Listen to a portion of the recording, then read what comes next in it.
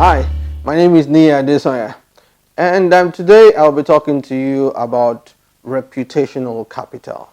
And many people don't realize that their reputational capital is actually what they need to get more businesses and to be retained doing some businesses and some projects.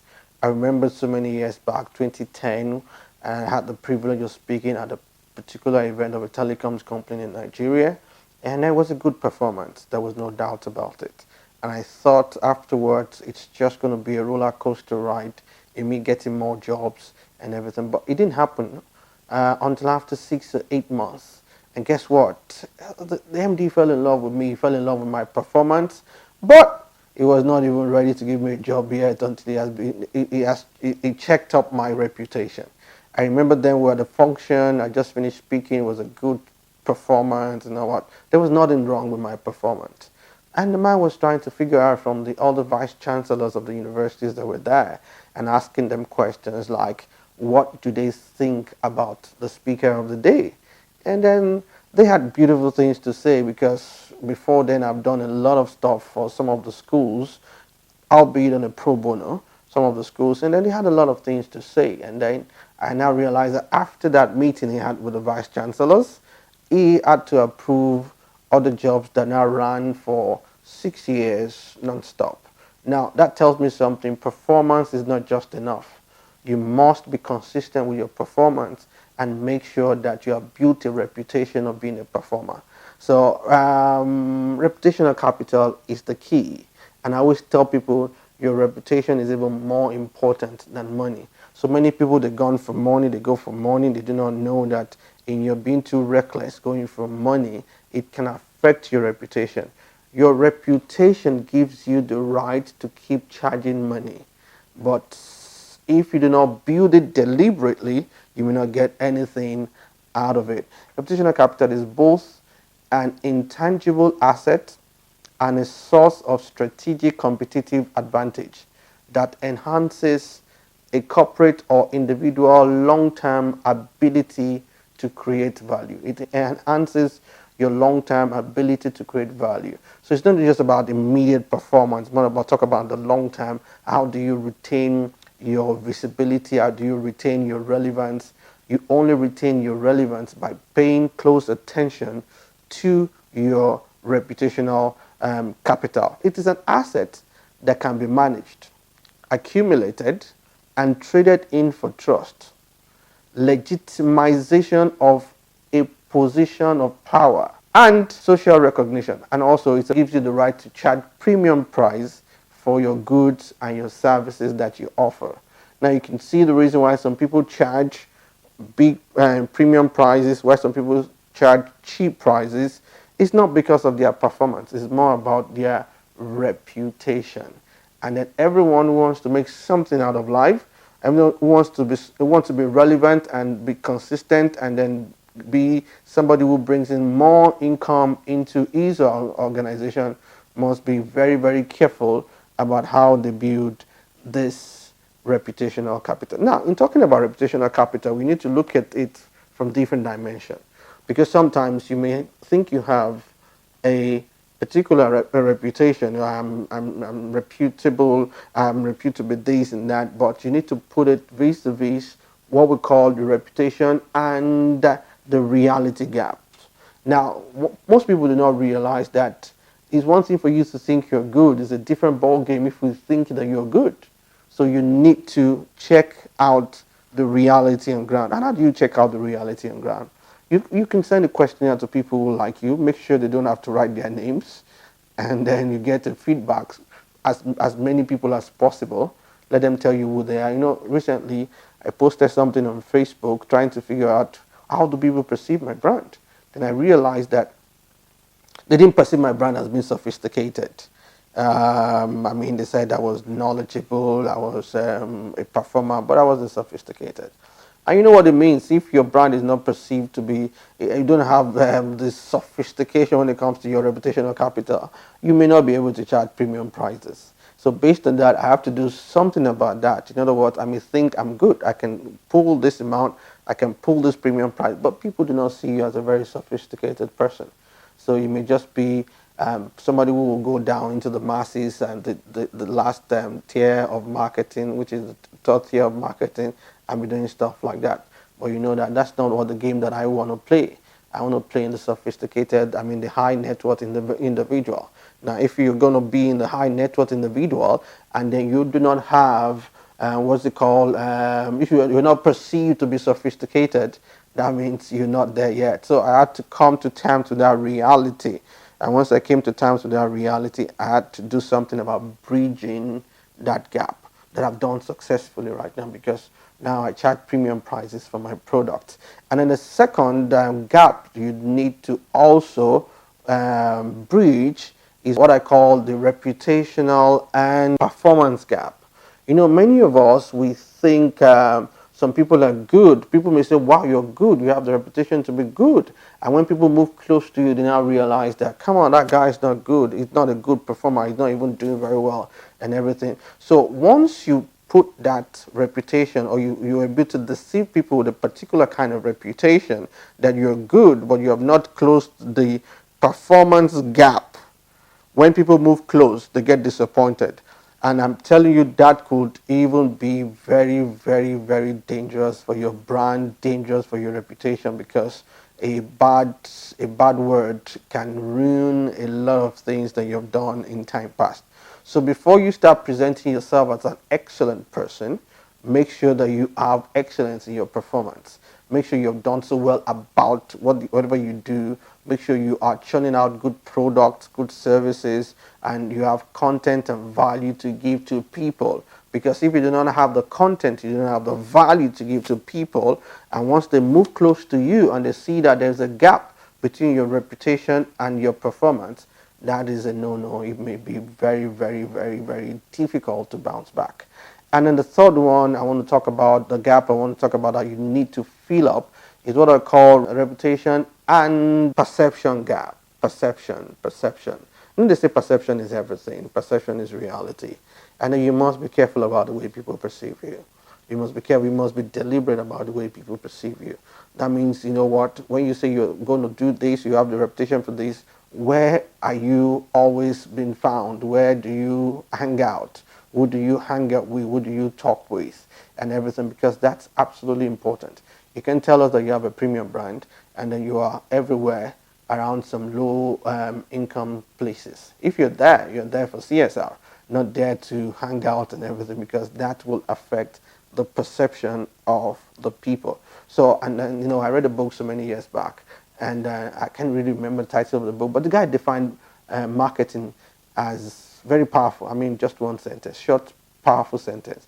He said, marketing is managing perception. Marketing is managing perception. So everyone who wants to have a reputation that they decide and desire, or an intentionality towards their reputational capital, they must know how to manage people's perception. So you must know how to do that. So the fourth one I want to mention about the gap that you need to bridge is the gap between your reputation and then communication. You see, communication right now has been democratized. You know, you don't need the traditional media to get yourself to be seen by the whole world. Social media is definitely a disruption. So you need to know how to play that game over there.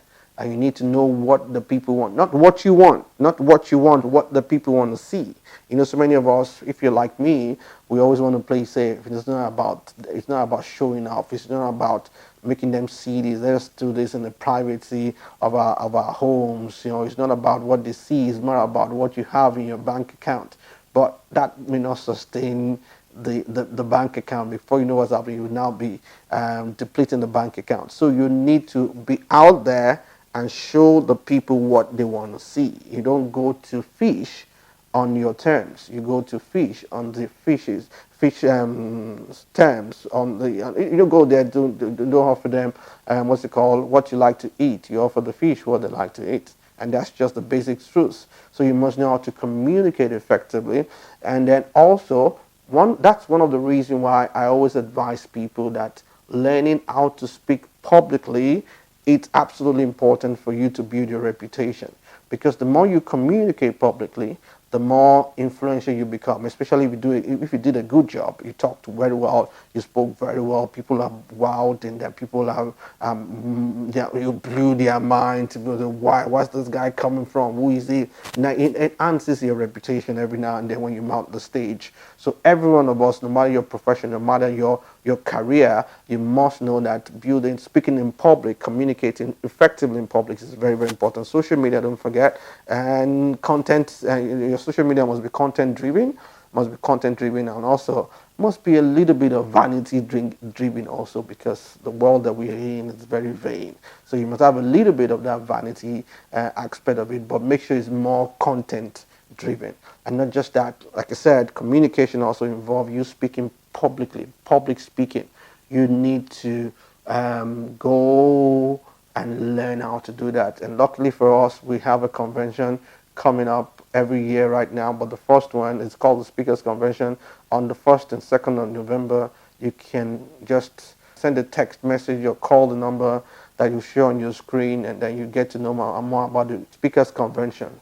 I mean, everybody, whether you are a doctor, lawyer, and lawyers are even supposed to speak every time though. So I mean, anything that you do, you must know how to speak, because the more you speak, the more you communicate, the more you bridge that gap between your reality and your communication gaps. Before you start going, say that let me go close all these doors, or let me just go bridge all these gaps, let me find something to do. Before you start doing that, hold on a little bit. Hold on a little bit. Just chill, calm down, listen to this. You cannot build a solid reputation outside your personal core values. If you try to build a reputation of being excellent, and excellence is not part of your core values, forget it. You're going to fail woefully. So you have to look at it. What are my core values? What are the values that I want to be known for? So before you go tell us about this are the values that I want to be known for, or these are the reputational values I want to be known for, you first build those things in you. Make it a personal thing. Make it an ethos. Make it part of your life. Make it part of your thinking. Make it part of everything you do. Because if it is not in everything you do, and you make us believe you are an excellent person, and then when we come near you and we don't see anything that speaks excellent, it's going to be very, very, very disastrous. And the boomerang, you will never like it. So first, your core values. It has to come from your values, personal values. It has to come from your culture, your personal culture, your organizational culture. How do you think? How do your people think? Do you believe so much in yourself? I mean, the customs, the norms, the normal things that you do, your objective for life, your vision, statement for life, who are you? Those are the things that will that shoot from the bedrock of any reputation you want to build. Actually, those core values should influence the product and services you churn out. I repeat that. Those core values should influence the products and the services you release out to the general public. It's when you release those products and services that people can now begin to draw close to you. And guess what? Those products and those services should be speaking about the values that you represent. The values that you represent. And then once you've done that, and then you can now add this fourth level, which is experience. Now you don't tell us that you have values, you have products, you have services, you have values, but you must make us experience it. And how do you make us experience it? You must really be ready to go out of your way to make sure that we experience it in a very grand and mind-blowing style. Once you do that in a mind-blowing style and a grand style, you know what, guy? You know what, my friend? You will give us a very lasting experience. Reputations are built based on value, but at the same time, reputations are strengthened based on experience. We must experience you. You must be out there. You must be doing great things. You must be doing inspirational things, not just anything, but inspirational things. Because the more inspirational things you do, the more we fall in love with you, the more we fall in love with you, the more we raise your reputational capital. And don't worry, if you have some questions to ask me, and my email will be there, and then you can even boss me straight, and then we can have a chat. And then if possible, we can also sit down and help you to map out a strategy where you can build your reputation very well. Whether for yourself as an individual or for your organization, we have a lot of things that can be of great benefit to you. Just boss me, send me a mail, send me a direct message, or send me something. Let's talk. Let's keep the conversation going. We can make it more personal based on you, and then we can help you bring out your values and what you need to do to build up a good reputation that can command respect, a good reputation that can make people always want to do business with you. But before I go, let me also say this, that you may not have a strong reputation, a good reputation. Let me say strong reputation, but you can always borrow from people who's got strong reputation or good reputation. Sometimes you lose your reputation, and then if you have associated yourself with some people who have very valuable, strong reputation, there's a way they can cover you up and make you bring out the best also in you. And then they just are there for you. People looking at you, this guy messed up, but we love Mr. A. Mr. A's got strong reputation, and then Mr. A's reputation can help you and mitigate the crisis that you are in. That's why I always advise people to get into networks. That's why I always advise people to get into association. That's why I always advise people to build solid relationship up, down, and horizontally and vertically. You must build relationship, associations, and network. Why not check out my network? It is called the Speakers Network, and let us see how far we can go together as individuals. Thank you for your time. Thank you for listening. I just hope I didn't bore you. I was able to add value to you. Till I come again next time, I remain your very good friend. And you know what? I believe in you. My name is Nia Desaya. Love you.